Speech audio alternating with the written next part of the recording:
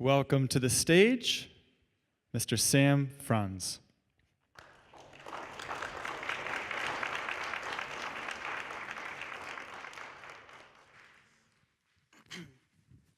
So I'll begin with a question.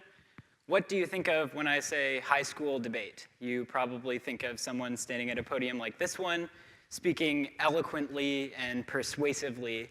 Well, I engage in competitive policy debate. We probably wouldn't make much sense to you. We speak at 350 words a minute. We spend 10 to 15 hours a week making arguments, developing arguments, rather than learning how to speak persuasively. This activity doesn't make much sense to those on the outside. So I ask myself the question, why do I do it? The first answer immediately pops into my head, inertia. I do it because I do it. The second answer, of course, because it's a competitive activity, is I do it because I win. I do it for the win. But there's a problem with that explanation, and the problem is that there's something more. There's always another win that I could get. I've won the state championship 2 years in a row in the varsity division, and I'm still not satisfied. So why do I do debate?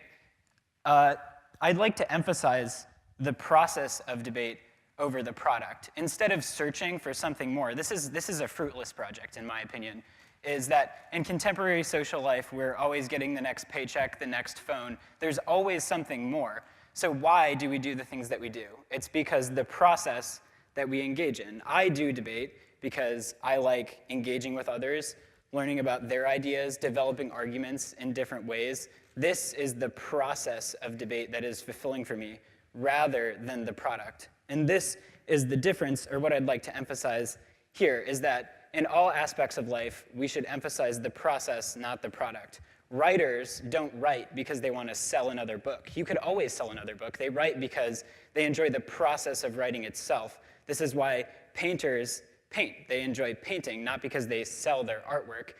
And this makes sense in schools, for example.